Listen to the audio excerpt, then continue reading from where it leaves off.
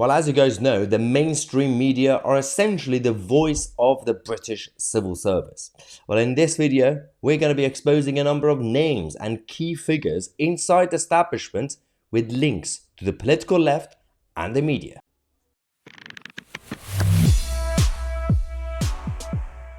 Alright, it's been a crazy few hours today, Wednesday the 24th of May. Last night we had the breaking news about Boris Johnson being reported to the police from the Cabinet Office because of his journals. And we also had over the last few weeks, the political stitch-up against Suella Braverman. And in the past we had similar stories on a regular basis. But now, it's time to fight back. It's time to expose the establishment. It's time to ask some questions. That's all we're going to do. Because we have to say allegedly. We have to make sure, for legal reasons, we don't randomly accuse people of things. But we're just going to give you a number of things that are massive coincidences in the so-called British civil service that is supposed to be impartial, independent, essentially, just follow the crown and the orders, and also completely professional. So, we have a number of people inside the Cabinet Office, the same Cabinet Office that reported Boris Johnson to the police, the same Cabinet Office who've been coordinating with other departments to fight against Suella Braverman, the same Cabinet Office to do the same thing against Priti Patel, the same Cabinet Office that had Sue Gray in charge of it, involved in it. The same Cabinet Office also has a number of people in it. Let's talk about Rachel Reeves. On the right, we have Rachel Reeves, who is the Shadow Chancellor. Keir Starmer's right-hand woman after Angela Rayner. I'm not really sure who comes first, but yes. We've got her husband, Rachel Reeves' husband, Nick Tousi, who is actually part of government and the Cabinet Office, and he was also involved with the Treasury's teams and everything else. This is the latest, but the latest bio that we have from him. His role has changed over the years. Last time was that he was appointed as the Director General for Economic Domestic Secretariat. That was in 2022. Before that, it was at the Department for Work and Pensions in 2018. And it was a number of departments, including DEFRA, the Environmental Food Rural Affairs Department and everything else. And so that's, you got someone who just happens to be the husband of the Labour Party's Shadow Chancellor. Fine.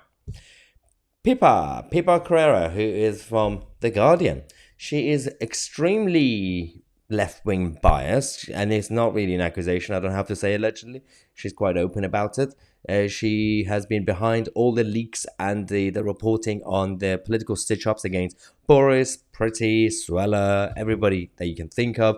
She doesn't really focus on the leftists. She doesn't expose Sadiq Khan or Keir Starmer or anybody else. Pippa's husband is Tom Whitehead. Tom Whitehead is the head of strategic communications at the Cabinet Office.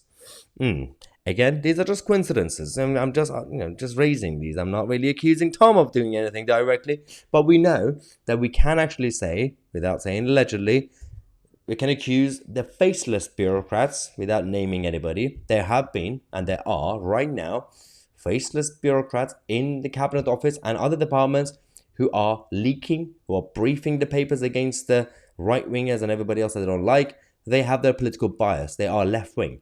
They are not impartial. They're not professional. I'm not talking about Tom or the other one. I'm just saying there are some out there. And these guys happen to work in the same team. So, next one. Paul Brandt. Oh dear. ITV's Paul Brandt on the left. His partner is Joe Codford, who is the Deputy Director, one of the roles is the Deputy Director at the Department for Science, Innovation and Technology, but also part of the Cabinet Office, also part of the Team Downing Street gang. So Joe, who's obviously Brand's partner, was also during the lockdown days, working at the heart of government in Downing Street, when they're having drink parties, when they were breaking the rules, when they were briefing the papers against the Prime Minister or Dominic Cummings. I'm not saying it was Joe, but there were people. And Joe happens to work there as well. And funnily enough, his partner, as part of Team ITV, was very robust in terms of holding the power to account.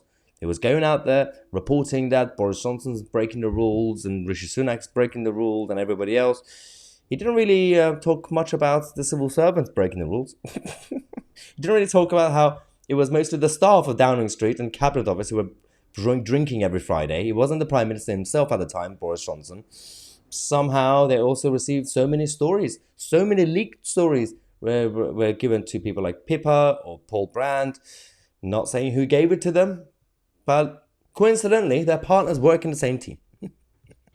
Now, it is fascinating what's going on here. So, for example, when it comes to Pippa, The Guardians, Pippa, this Twitter account actually gave us some information which is very good, saying that there are 3 scandals right now going on.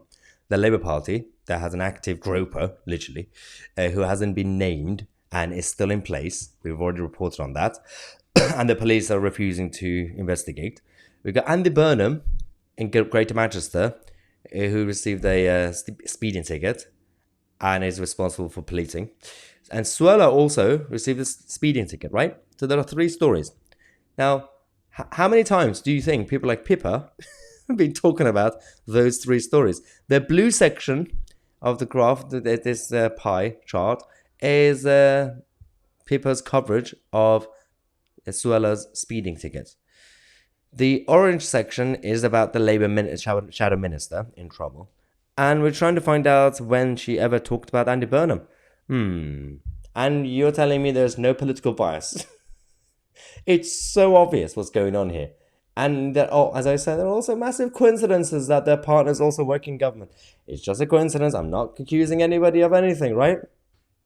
It's just, these are what we call power couples in politics. All right, so now civil service have been slammed. This is according to Christian Calgi, the senior political correspondent for The Express, saying the civil service has been slammed as the new enemy within over yet more anti-Suella Braverman smears have been exposed. More briefings against Suella Braverman have been published this evening, resulting in perceptions of a complete breakdown between the government and the civil service.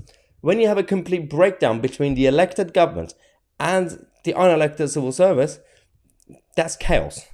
Because at worst, you have tyranny. At best, you just have complete nonsensical behavior from the actual establishment, and the MPs don't know what to do. The ministers are still amateurish babies. The politicians that we have in Parliament, they're not really professional veterans. But now, we don't really know who's in charge. Who's running the show?